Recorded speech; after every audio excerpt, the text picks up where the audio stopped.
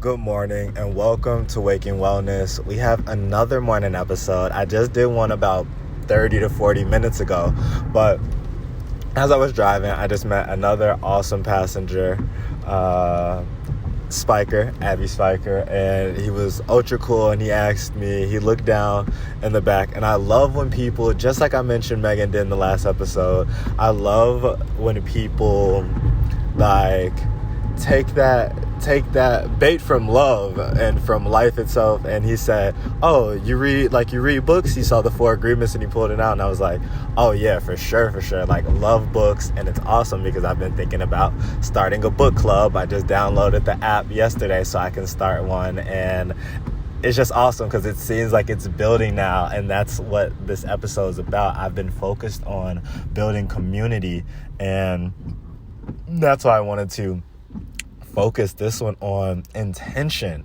It's seeming now like every day, and this was happening earlier too, but now it's people closer in my age range who are actively seeking, like Megan and Abby both just said to me, like, I am seeking someone sort of like in that guru sense, or sort of just in that, that teacher, and that, like, I'd like to call it the student master, like the one who has put in that time with self to learn these things. And as we were talking about the books, he grabbed the other one, and he grabbed Steal Like an Artist. And I told him, like, he really wants to read 4 Agreements. I've given it to multiple of my friends, and all of them have come back and told me how transformative and just powerful it has been, and the impact it's had on them in changing their lives. And he was like, really?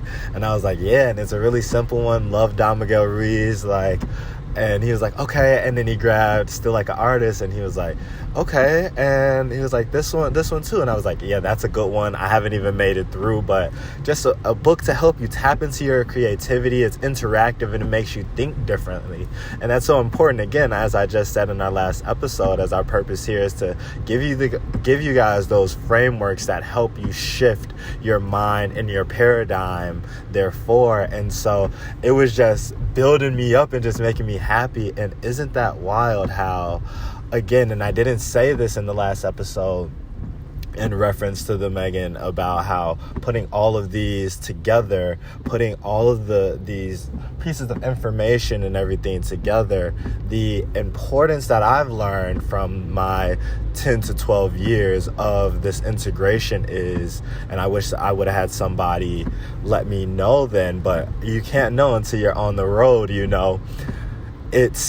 I've come to it. It's service. It is making sure that you put out there what you're meant to put out there for those that you're meant. And I didn't realize that if we really focus on this selfless service, that you will be met with grand rewards. And I mean rewards that are bigger than what we're looking like. We typically think like these material, like, oh, I'm gonna be able to afford the car I want or the house I want. Like, no, I'm talking about some inner things. I'm talking about waking up some pieces and parts of your soul that you need to operate at your optimal level in this life. And it feels so good because I feel that right now. I feel like I'm meeting my people. I'm meeting the people that I am meant to give that love, that the people that I'm meant to serve. And how amazing is that? How grand does that feel? I can tell you it feels awesome because, again, I'm here doing another episode, not even 40 minutes later, about the same thing.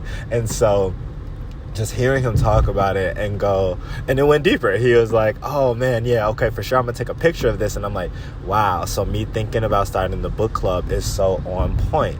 Like, me and Kai even talked about it. Like, we got some books, we're gonna read the 4 Agreements again and do that in the club. So like, it's just amazing when you set that intention. Like, my intention is community right now, and building that place that we can all come together, and I'm thinking about calling it THC, the Healing Collective, but a group of us who we can come to for inspiration and insight and share what we have between us, so that we all can learn together. And it's just amazing seeing how it's actually forming. And the more that I'm confident and bold, and that people are reaching out and expressing their self and their need for it. And I love that what I really love is I thought at one point I wanted to get people that were just like superseding me and just sort of shitting on me in the spiritual aspect and just or on my level.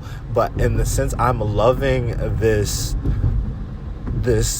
fresh of like this feeling of newness and fresh, like how everyone's saying, you know, I'm just getting into this and this is what I'm looking for, so I can give some of that guidance, and I know that's going to lead me to some of the ones that are going to, you know, that's going to get me in some spaces with some people that I am meant to meet, I've been wanting to meet, and that are going to help guide me and put me on that next level. So this is just so beautiful, and I had to come to you guys to talk about the intention, and just I'm so happy about the community building. And so I do hope and I know that it will keep building around this platform in which I'm talking, you know, to you guys directly as well. But it just felt so good because he then goes, you know,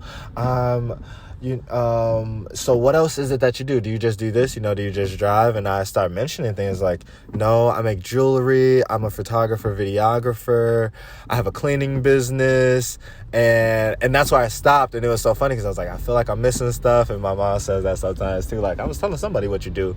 But, you know, I mentioned a whole bunch of things, but I probably ain't even mentioned them all. And I forgot some. And it's funny because as we started talking, he was like, so you believe in the crystals and the energy and all that? And I was like, oh yeah, you know, I'm a alternative healer and I do Reiki.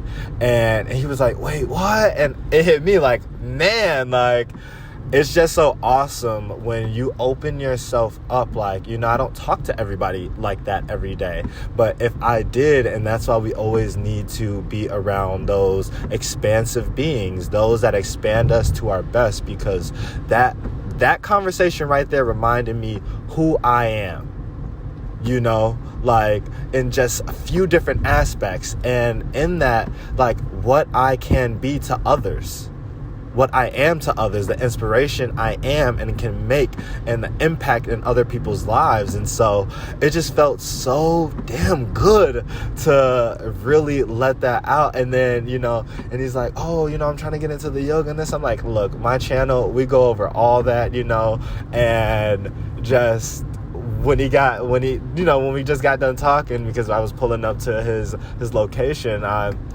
and he was about to get out. I was like, what's your name? And he said his full name, and then we shook hands. I could just see in his eyes the light, like, man, this is what I've been looking for. And he said that. I've been looking for, you know, some kind of guidance and some way to get into this. And so to be that for somebody else, you know, I wish I had that.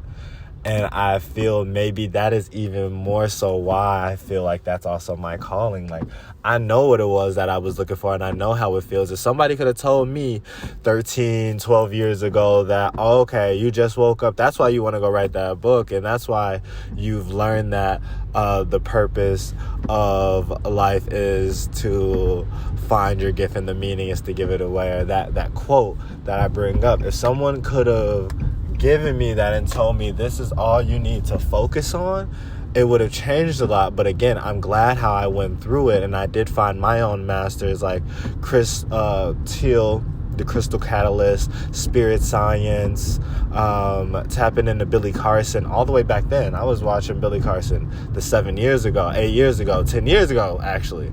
Like, the videos and the things, man, I've been 10.